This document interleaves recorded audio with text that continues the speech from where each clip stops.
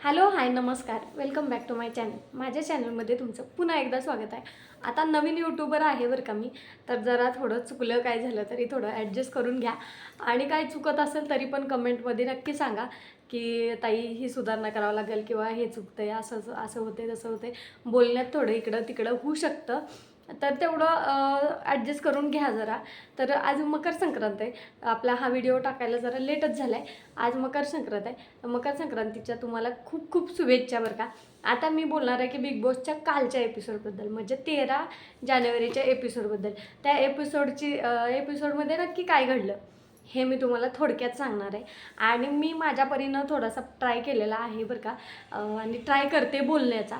तर थोडंफार चुकलं काय झालं तरी मी तुम्हाला बोलले ना, थोडं ॲडजस्ट करून घ्या किंवा सांगा ताई तू असं नको बोलू, असं बोलायला पाहिजे, तसं बोलायला पाहिजे, किंवा असं सांगा मला थोडंसं, म्हणजे तुझं तू इथं चुकते वगैरे असं सांगितलं तरी पण काही हरकत नाही. तर चला मी तुम्हाला सुरुवात करते. अजून एकदा तुम्हाला मकर संक्रांतीच्या खूप खूप शुभेच्छा. आणि आपण आता व्हिडिओला सुरुवात करूया. तर तुम्हाला सांगते, सुरुवात ही झाली होती काय, परवा भांडण झालं होतं तन्वीमध्ये आणि रुचितामध्ये भांडण झालेलं आहे. आणि रुचिता तन्वीला बोललेली की तुझं तोंड शेणात घाल. हे तर सगळ्यांनी बघितलेलं आहे. पण आज चक्क त्या दोघींमध्ये मैत्री होत होती. म्हणजे त्या दोघी मैत्रिणी, हां आपण असं मैत्रिणी राहू आणि हे करू ते करू असं, म्हणजे त्यांच्यामध्ये सुरुवातीलाच बोलणं चालू होतं. भांडण जरा बाजूला ठेवून ना मैत्री चालू चालू झाली त्यांच्यामध्ये. तर आता थोडंसं तुम्हाला सांगते, एवढं दीड तासाचं तर लक्षात ठेवणं जरा मुश्किल आहे. तर मी पॉईंट्स काढून ठेवलेत किंवा जरा थोडंफार काही लिहून ठेवलेलं आहे, लिहून घेतलेलं आहे. तर तेच तुम्हाला मी बघून ही करते. नाही तर तुम्ही बोलचाल की तू खाली बघूनच काय बोलते किंवा सतत सतत खालीच काय बघते वगैरे. तर असं काही नाही आहे. तुम्हाला मी अगोदरच सांगते की मी लिहून ठेवलेलं आहे, त्याचं बघून बघून जरा असं हे करते. आता थोडे पॉईंट काय राहिले असतील किंवा थोडंसं माझ्या नजर चुकीनं राहिलं असेल. आता मुलांकडे लक्ष देता देत आहे तरी जेवढं मला ट्राय करता येतं तेवढं मी केलेलं आहे, उतरवून घेतलेलं आहे. तर चला, नंतर त्या दोघींमध्ये मैत्री होत होती. नंतर हे सोनालीचं काय चाललेलं आहे, नुसती ऑर्डर देते बिग बॉस मला पाणी नाही प्यायला, पाणी द्या, हे करा ते करा, असंच चाललेलं होतं तिथं. बिग बॉसला सरळ पाणी मागत होती ना ती, मला पाणी प्यायलाच नव्हतं आणि हे नाही झालं ते नाही झालं. आणि त्या प्रभूचं काय चाललं होतं गेल्यापासून, अरे एवढं चहा वाचून माणूस राहू शकतो. आम्ही तर कधी चहा नाही पित, मग सकाळचं नाही, कधी 3-4 महिन्यात नाही एकदाच चहा पितो, त्याच्यावरही नाही. पण ते प्रभूचं गेल्यापासून, प्रभूच काही घरातल्या सगळ्यांचं जरा जरा जरा चाललं होतं. पण सगळ्यात जास्त प्रभूचं चहा, बिग बॉस साखर, बिग बॉस साखर, बिग बॉस साखर द्या मला, बिग बॉस साखर द्या. हे काय म्हणजे त्याच्याशिवाय जगूच शकत नाही असं झालं ना. तर ठीक आहे, चला इट्स ओके, ते झालं. मग नंतर आता टास्कची बारी आली तर प्रभूला सांगितलं की सगळ्यांनी गार्डन एरियामधून लिव्हिंग एरियामध्ये या म्हणून. तर ते लिव्हिंग एरियामध्ये जाऊन बसले. जे शॉर्टकटने आले होते त्यांना सोप्यावर बसायची परमिशन होती, आणि जे मेहनतीच्या दरवाजाने आले होते ना त्यांना उभं राहायला सांगितलं होतं. तर जे शॉर्टकटच्या दरवाजाने आले होते ना, तर त्यांच्यासाठी गोल्डन रेशन कार्ड फ्री, म्हणजे त्यांना दिलं होतं. म्हणजे त्यांना सगळ्या सोयीसुविधा फ्रीमध्ये भेटत होत्या. त्यांना कोणताही टास्क करायची गरज नव्हती किंवा करायची गरज पडली नाही. तर आता हे मेहनतीच्या दरवाजाने आलेले ना, त्यांच्यासाठी होता टास्क. त्यांनी टास्क कंप्लीट केला तरच त्यांना golden ration card, 3 ration card आहेत ना, गोल्डन त्याच्या खालचं. तर मग ते रेशन कार्ड त्यांना भेटणार होतं. त्या रेशन कार्डनुसार त्यांना सामान, घरातलं सामान भेटणार होतं. तर मग आता मेहनतीच्या दरवाजाने आलेल्यांना ना ऑलरेडी टास्क चालू झाले होते. म्हणजे घरात तुफान आलं होतं, त्या तुफानाने सगळं अस्ताव्यस्त केलं होतं ना, तर ते टास्क झालेच होते. बजर न वाजवून त्यांनी चूकच केली होती, त्यामुळं त्यांना ही शिक्षाच झाल्यासारखी झाली होती. तर मग आता बेडरूममधले कपडे सगळे अस्ताव्यस्त केले होते. मग सगळं ते उद्ध्वस्त केलेलं होतं ना, ते फक्त जे मेहनतीच्या दरवाजाने आलेले आहेत ना त्यांच्यासाठी हा टास्क होता. मेहनतीच्या दरवाजाने आलेले त्यांच्यातल्या फक्त 4च लोकांनी हा टास्क करायचा होता, आणि ते पण 6 मिनिटात. मग आपण म्हणतो ना नेहमी 5 मिनिटात आवरतो, 5च मिनिटात आवरतो किंवा 2च मिनिटात आवरतो. तसं बिग बॉसने पण त्यांना मग 6 मिनिटाचा वेळ दिला ना ते आवरायला. तर ते ओव्हरऑल त्यांनी 6 मिनिटात ते सगळं आवरायचं होतं. म्हणजे 2-3 टास्क होते. त्या टास्कमधून मग नंतर त्यांना कोणतं रेशन कार्ड मिळणार हे जाहीर होणार होतं. तर तो पहिला टास्क तो होता की बेडरूम जसा टी व्हीमध्ये दाखवलं आहे ना, म्हणजे तिथं बिग बॉसच्या घरात टी व्ही आहे ना, त्या टी व्हीमध्ये जसा बेडरूम सेट केलेला आहे ना, तसाच तंतोतंत दिसला पाहिजे असं. तर त्यांनी पुरेपूर प्रयत्न केला होता बेडरूम व्यवस्थित ठेवण्याचा. तर मग बेडरूम आवरायला निवड कोणाची केली? आयुष, ओंकार, विशाल आणि अनुश्री ह्या चौघांची निवड केली ना. तर यांनी पहिला टास्क ना दिला तसा बेड ही ओव्हरऑल म्हणजे चांगला केला होता, बऱ्यापैकी केला होता. थोड्याच वस्तू इकडे तिकडे पडल्या होत्या, नाही तर व्यवस्थित सगळं करायचा त्यांनी पुरेपूर प्रयत्न केला होता बरं का. आणि त्यांना सगळं हे 6 मिनटात आवरायचं होतं. म्हणजे सगळा पूर्ण अख्खा बेडरूम, सगळ्यांचे कपडे, सगळ्यांच्या बॅगा, सगळं अस्ताव्यस्त पडलेलं ना 6 मिनटात आवरायचं. म्हणजे अक्षरशः म्हणजे गाद्यासुद्धा बेडवरच्या गाद्यासुद्धा काढून फेकल्या होत्या. तर ते पण 6 मिनटात त्यांना आवरायचं होतं. तर त्यांनी पण ते सगळं 6 मिनटात आवरण्याचा प्रयत्न पण केला बरं का. आता हे शक्य नाही आहे, पण आता बिग बॉसनी टास्क दिला आहे म्हटल्यानंतर शक्य असेल असं धरून चालू आहे आपण. नंतर बाहेरून सगळे बघत होते की काय करतायत हे काय नाही, कारण त्यांना काय परमिशन नव्हती ना. आणि मग त्यांनी पण पुरेपूर 6 मिनटात आवरायचा प्रयत्न केला. पळून धावपळ करून पटापट सगळं आवरलं. मग आता जे शॉर्टकटच्या दरवाजाने आले होते ना, त्यांच्याकडे संचालनाची जबाबदारी होती. म्हणजे व्यवस्थित टास्क झाला आहे का त्याचा निर्णय द्यायचा होता. राशनचा टास्क होता म्हणून शॉर्टकटवाल्यांनी ना बऱ्याचपैकी त्यांनी ॲडजस्ट करून घेतलं. ठीक आहे बोलले, आता बऱ्यापैकी तुम्ही केलं आहे ना त्याच्यावर. पण रुचिताला हे आवडलेलं नव्हतं. रुचिता बोलायची नाही, मला हे आवडलंच नाही, पण जेवणाचा प्रश्न होता म्हणून. तर ती तरी रुचितानं स्वतःहून लगेच कन्व्हिन्स झाली की ठीक आहे पहिला टास्क आहे तर मी हो बोलते म्हणून. पण सोनाली किती भाव खात होती की नाही माझी तारीफ करा, मग माझं असं करा तसं करा, असं चाललं होतं. तरी पण त्यांनी केली तारीफ ही तिची. मग ती कन्व्हिन्स झाली. मग तो टास्क त्यांनी ओव्हरऑल केला म्हणून असं जाहीर केलं त्यांनी की चांगला केला म्हणून संचालकांनी सगळ्यांच्या नियमाने. तर आता बिग बॉसने ना सगळ्यांना म्हणजे सगळ्यांनाच ना घरातल्या पसारा आवरताना ना आईची आठवण करून दिली. कारण आई पण ना घरात म्हणजे आपण पसारा करून टाकतो आणि आई आवर म्हणली की किंवा ते उचलून ठेव म्हणली की हां 1 मिनटात ठेवतो, 2 मिनटात ठेवतो किंवा 5 मिनटात ठेवतो, 10 मिनटात ठेवतो असं आपण बोलतो ना. तर खरोखरच ती किती गोष्टी करते आणि ती काय काय करते ती ह्याची पण आठवण करून दिली बिग बॉसनी खरं. नंतर आता प्राजक्ता गाणं गाते ना, तर मग प्राजक्ताने बिग बॉसच्या आवाजाचं केलं कौतुक. बिग बॉस तुमचा आवाज खूप छान आहे असं तसं म्हणून बिग बॉसला इम्प्रेस करायला बघत होती. आता थोडंसं काय चालतं इकडे तिकडे. सोनालीला रुचिताचं म्हणणं असं की टास्क चांगला झाला नाही असं मत होतं. पण त्या दोघींनी म्हणजे सगळ्यांनी त्या दोघींची मनं वळवली. रुचिताचं आणि हिचंच सोनालीचंच म्हणणं होतं की टास्क चांगला झाला नाही किंवा जसं तंतोतंत तिथं लिहिलं आहे ना तसा झाला नाही. मग आपण कसं काय त्यांना हे करायचं. तर ते झालं.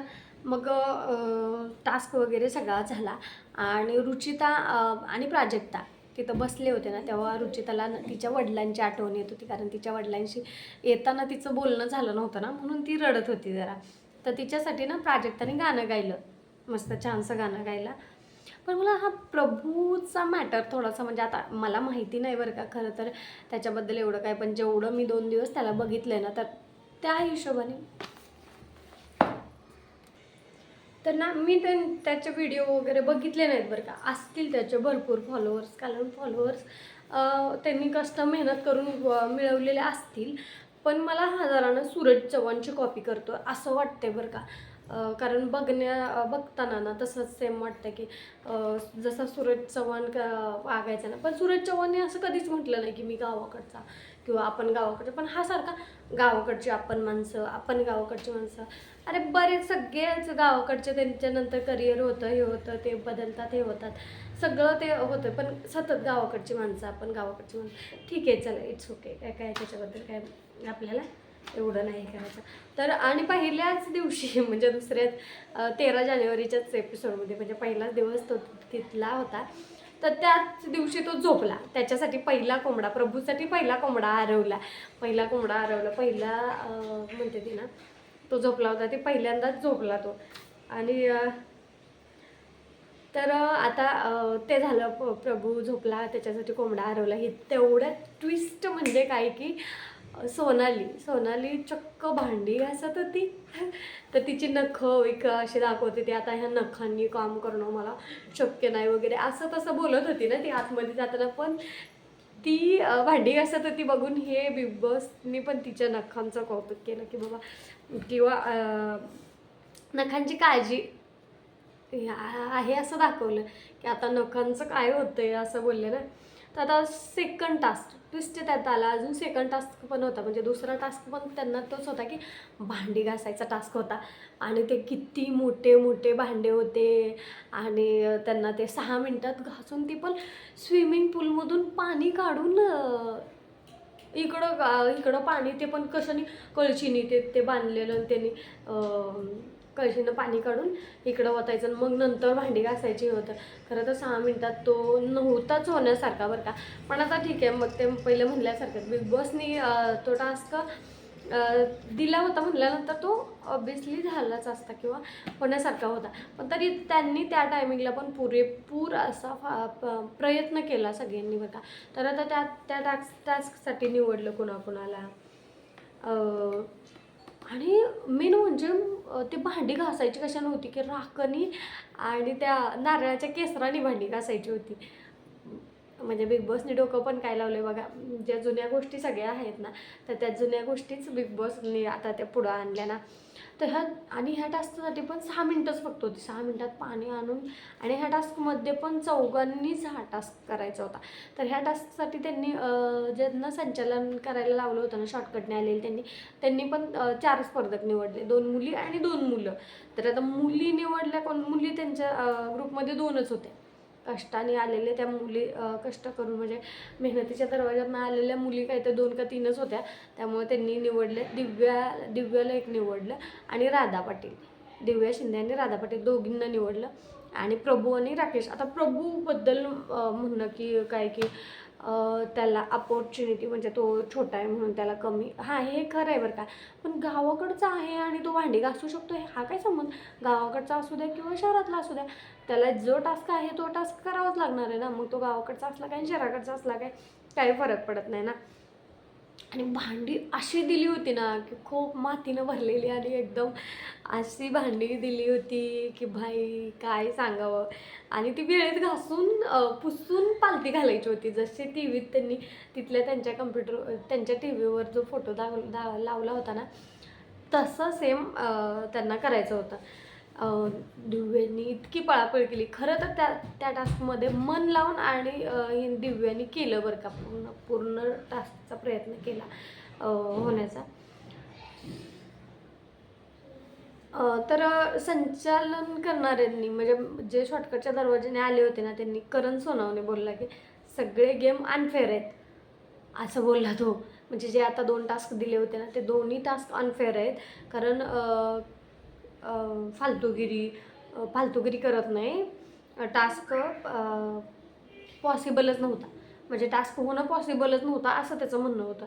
त्यांच्या टीममध्ये चालू होतं असं, त्यांचं ते संचालन जे करायला लावलं होतं ना, त्यांच्या टीममध्ये असं चालू होतं की हा टास्क अनफेअर आहे, नंतर हा टास्क म्हणजे पॉसिबलच नव्हता असं तसं.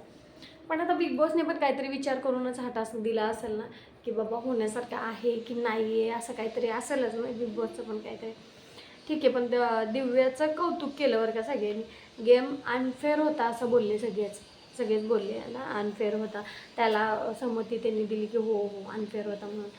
तर आणि खरं तर बिग बॉसला या गोष्टी खटकल्याच ना, कारण तुम्ही जो शो चालवताय त्यालाच जर अनफेअर खेळताय असं बोलत असाल तर मग शेवटी ऑब्व्हियसली रागवणारच आणि संतापणारच ना. ते पण पहिला टास्क होता म्हणून बिग बॉस बोलले, नाहीतर संचालकाच्या नियमाला खरं धरून ते पण पुढे चालले असते. नंतर ह्यांनी काय केलं, ते जे बिग बॉसनी निकष दिले होते ना त्यांना, जे काय पण त्या निकषानुसार ते गेलेच नाही. एकही निर्णय त्यांनी निकषानुसार घेतला नव्हता. त्यामुळे ते पण लक्षात आणून दिलं बिग बॉसने आणि नियम पाळले नाहीत वगैरे त्यांचं बिग बॉसचं असं ते बोलले. तरी बिग बॉसने आपला पहिला दिवस आहे आणि पहिलाच आठवडा आहे म्हणून सगळ्यांना गोल्डन रेशन कार्ड, म्हणजे सगळ्यांना राशन मिळणार किंवा सगळ्यांना व्यवस्थित सेमच सगळं सारखंच जेवण मिळणार असं जाहीर केलं की सगळ्यांना गोल्डन रेशन कार्ड म्हणून.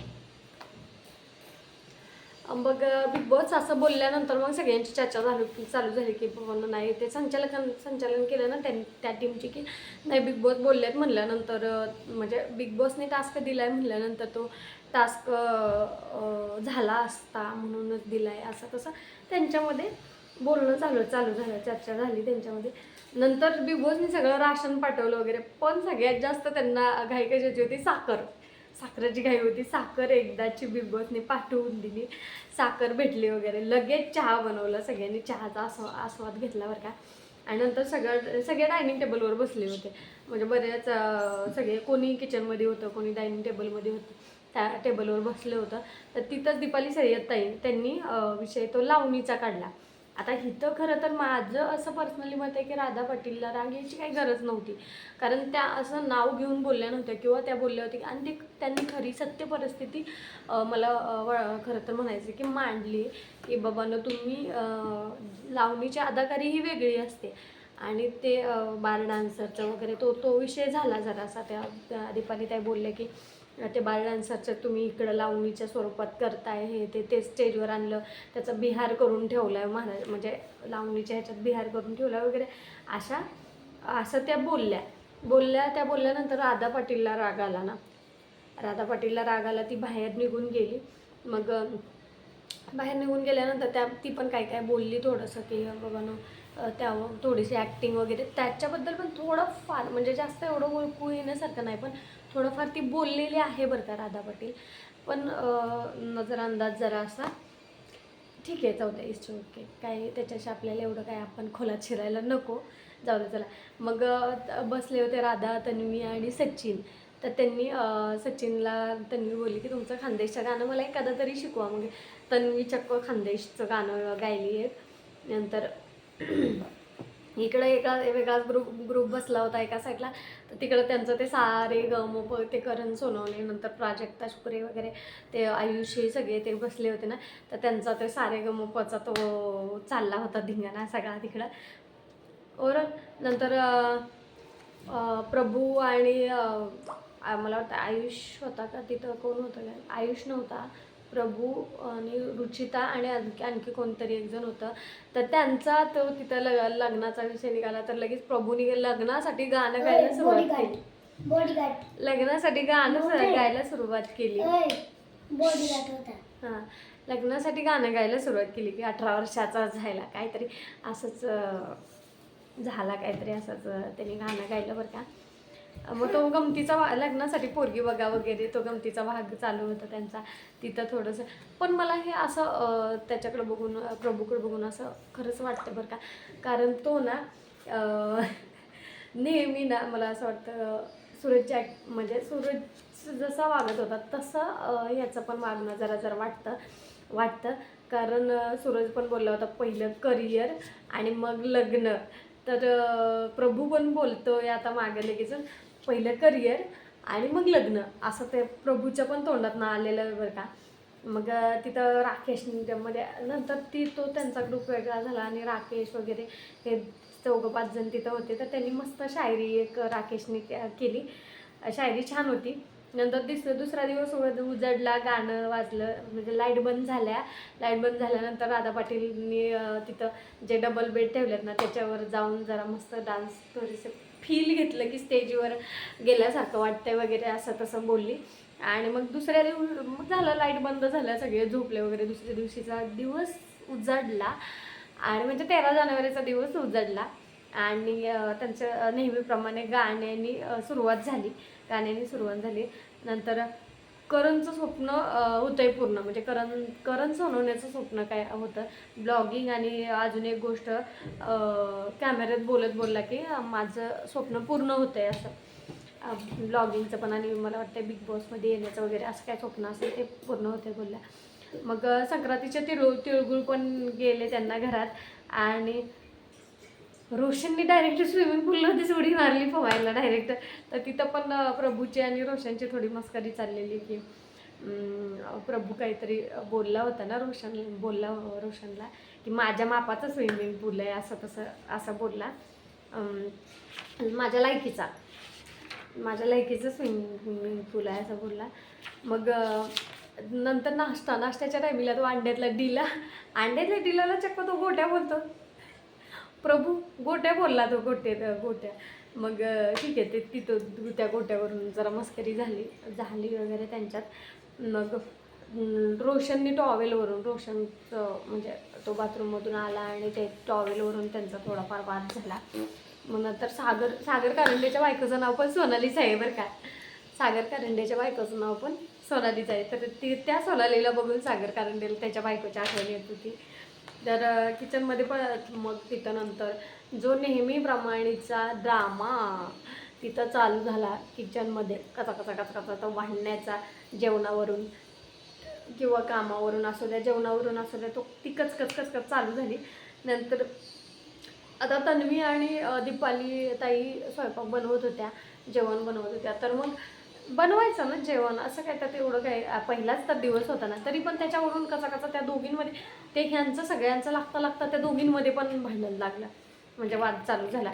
आणि मग दोघीच एकमेकींचे भांडायला लागले, असं झालं. तर त्या दोघींमध्ये तर कोण बोललं बरं, मला आता हे आठवत नाही की रुचिता शो करून आले आणि असं बोलतात आहे घरात, म्हणजे रुचिता शो करून आले ना, त्यामुळे तिला माहिती जरासं. तन्वी आणि प्रभू. आणि खरंच बरं का, नंतर तुम्ही लास्ट बघितलं का की बघानं ते जेव्हा निक्की आणि ते घनश्याम कशा वागत होते, तसेच मला तन्वी आणि प्रभूमध्ये जरासं ती कुशीत घेतलं जरासं. आणि तो पण चांगला असा बिलगला आहे ते मला ना जरा वाटतंय हे, म्हणजे निक्की आणि ते घनश्याम कसे होते. तर तसंच तर नाही म्हणता येणार, पण आता सुरुवात तर तशी झाली असं वाटतंय त्यांना दोघांना बघून बरं का. आणि ओव्हरऑल शेवटी एपिसोडच्या शेवटी असं झालं सगळ्यांचं की आपण ठीक आहे, आपण कामं वाटून घेऊया.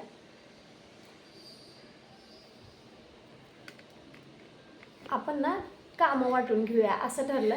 आणि ओव्हरऑल एपिसोडचा शेवट गोड झाला, म्हणजे भांडण झालं, सगळ्या गोष्टी टास्क झाला, भांडण झालं, सगळं झालं. पण शेवटी डायनिंग टेबलवर बसून सगळ्यांनी ड्युटीज वाटून घ्यायचं असं ठरवलं. आणि ड्युटी वाटायसाठी त्यांनी सुरुवात केली. तर ओव्हरऑल बघता एपिसोड छान झाला बरं का. तर तुम्हाला कसा वाटला 13 जानेवारीचा एपिसोड नक्की कमेंटमध्ये सांगा. आणि जर माझं काही चुकीचा शब्द वगैरे गेला असेल तर तिथंच तुम्ही मला सांगा की ताई तुझं हे चुकलं आहे, असं नाही बोलायला पाहिजे होतं. किंवा काही राहिलेलं असेल तरी पण नक्की मला कमेंटमध्ये सांगा की हा पॉईंट तुझा राहून गेला म्हणून. तर बऱ्यापैकी पोरांच्या ह्याच्यातून मी धावपळ करून हे पॉईंट्स म्हणजे किंवा असं थोडंफार काढून ठेवलं होतं आणि ते प्रेझेंट केलं. किंवा मला असं वाटलं ओव्हरऑल की एपिसोड कसा होता, काय असं तसं थोडंसं मांडावं. तर ते मी माझ्या शब्दात मांडलं. तर तुम्हाला हा व्हिडिओ कसा वाटला ते नक्की कमेंटमध्ये सांगा. आणि व्हिडिओ आवडल्यास नक्की लाईक करा, चॅनलला सबस्क्राईब करा आणि बेल आयकॉन प्रेस करायला विसरू नका, म्हणजे आपल्या प्रत्येक व्हिडिओची नोटिफिकेशन तुमच्यापर्यंत पोचते आणि आपला व्हिडिओ पडला की तुम्हाला बघायला मिळेल नक्की. सो चलो बाय बाय. आणि व्हिडिओ आवडल्यास नक्की लाईक करा आणि शेअरसुद्धा करा आणि चॅनल सबस्क्राईबसुद्धा करा. धन्यवाद.